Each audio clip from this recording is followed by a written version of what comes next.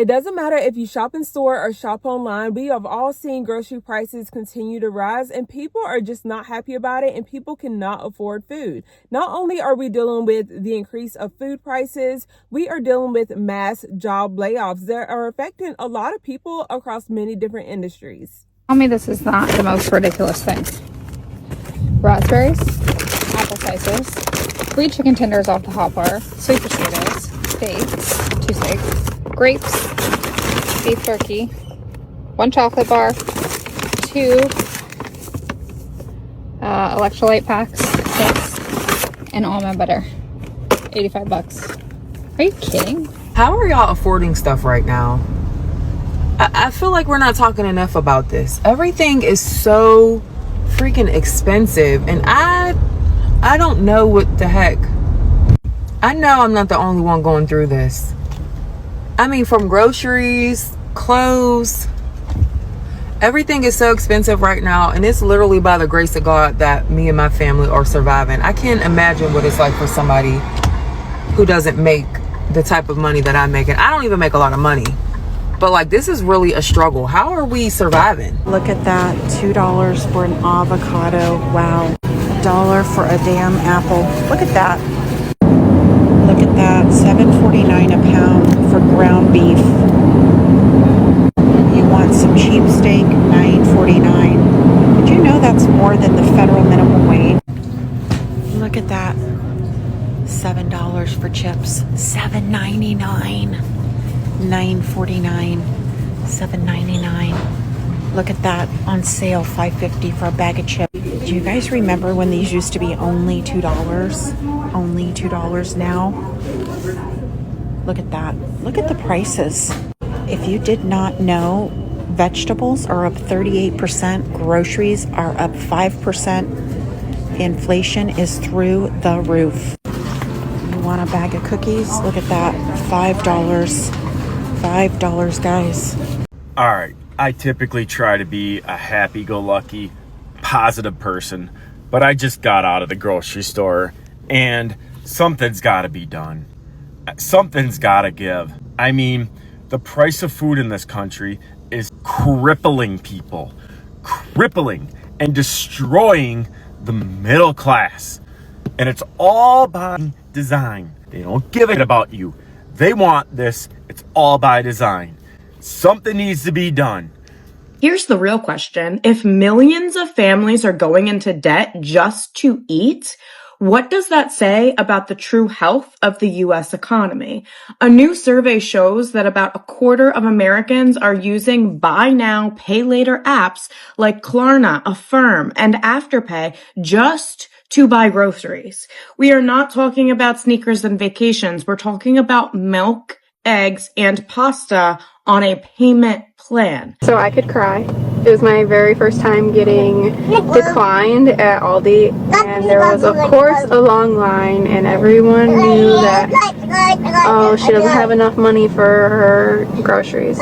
Anyway, I left the house knowing I had over $200. Between the time of going and shopping and swiping my card, I did not have $200, and my $190 order was declined. I went into my bank account, and of course a bill came out that I wasn't aware of, and it was $50. I had to put like $40 worth of groceries back, which was really embarrassing, and I wish like just someone was behind me just to help the embarrassment to like help the rest of my bill. Man, I don't care what nobody say. One of the most humbling experiences you can go through is not having no money for food, man. I'm pretty sure we've all been there before.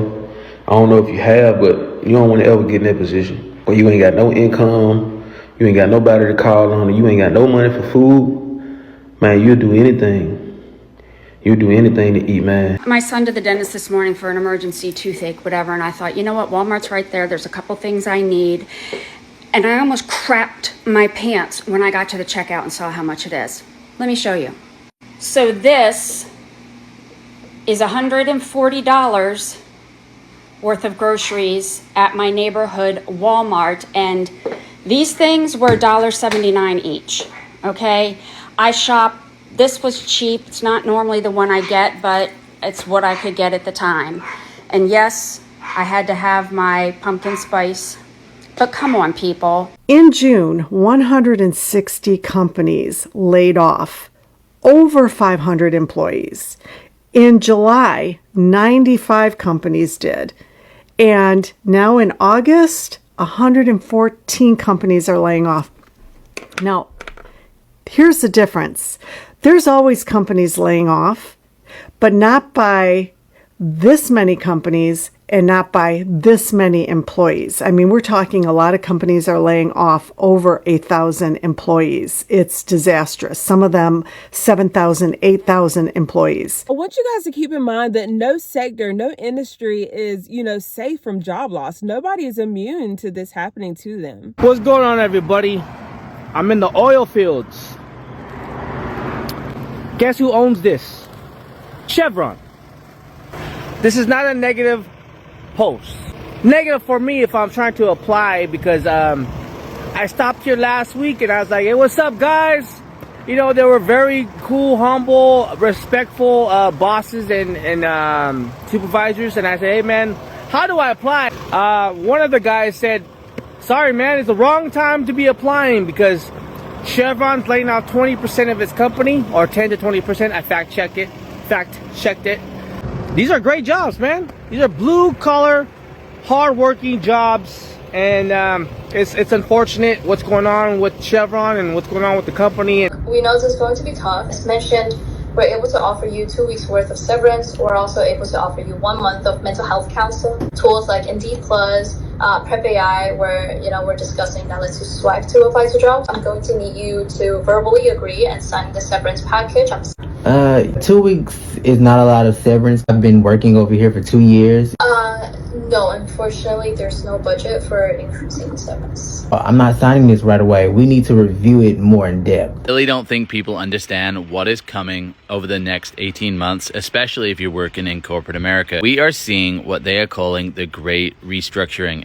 And essentially, it is consolidation of people and humans within an organization as they blend with technology.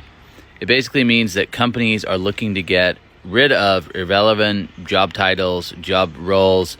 They're looking to get rid of these massive teams that don't get anything accomplished for 3 or 4 years. Things are getting so rough out here, and they're only going to continue to get rough. Listen to this next story. What's up, America? Kroger to close 60 stores and fire a bunch of people. So the grocery store Kroger has announced that it'll be closing 60 underperforming stores and lay off potentially thousands of workers. Now, Kroger states that this is because of a failed merger between them and Albertsons grocery store. Of course, just a month ago, Kroger stated that no workers would be fired and no stores would be closing, only to say today that they're going to be closing 60 underperforming stores and firing thousands of employees. The exact opposite of what they just said. What a surprise. I always trust what companies say because they never lie to their employees or the general public. Now, to be fair, there's 409,000 people that work for Kroger, and the loss of about 1,500 to 2,000 people really isn't going to crush it.